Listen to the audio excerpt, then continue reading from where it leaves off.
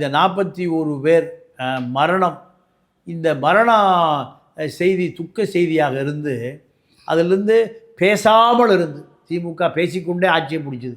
விஜய் பேசாமலே இப்போ அதிலிருந்து அடுத்த கட்டம் நகர்ந்துட்டார். இப்போ இந்த சிபிஐ உத்தரவு போட்ட பிறகு விஜய் குற்றவாளி இல்லை, அந்த குற்ற உணர்வு இல்லை, இந்த மனநிலைக்கு தாவேக்க வந்துட்டாங்க. இதுதான் இப்போ அவர்களுக்கு உள்ள ஒரு பெரிய பலம். இந்த பலத்தின் மூலம் அடுத்து இப்போ பாஜக அதிமுக கூட்டணி அமைந்தால், ஆட்சி அதிகாரம் வந்தால், இந்த 41 குடும்பத்தையும் தியாகி குடும்பமாக விஜய் கட்சி அறிவிப்பாங்க.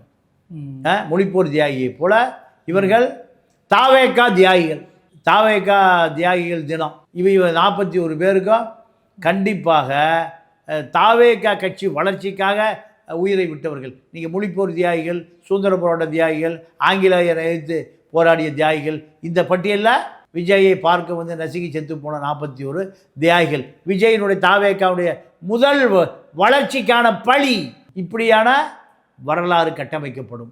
இந்த புஷி ஆனந்த், ஆதவ் அர்ஜுனா போன்றவர்களெல்லாம் இப்போ வெளியே வருவதற்கு இந்த 41 மரணத்தை பற்றி அவர்களுக்கு எந்த அக்கறையுமே எந்த அழுத்தம் இல்லாமல் இவருக்கு அடுத்த கட்டத்துக்கு நகர்வு. அடுத்த கட்ட நகர்வு என்ன? அரசியல் நகர்வு. எதை செய்தாலும் காப்பாற்றுவதற்கு டெல்லி இருக்கிறது. டெல்லியிடம் சரணடைந்தால் தப்பித்து கொள்ளலாம். இது கருணாநிதி கால அரசியல் சூத்திரம். கருணாநிதி தப்பித்து கொண்டார். இப்போ கருணாநிதி தப்பிக்க முடியல. கருணாநிதியால் நினைத்து கூட பார்க்க முடியாத, கருணாநிதி குடும்பத்தால் நினைத்து கூட பார்க்க முடியாத விஜய் தப்பித்துக் கொள்கிறார்.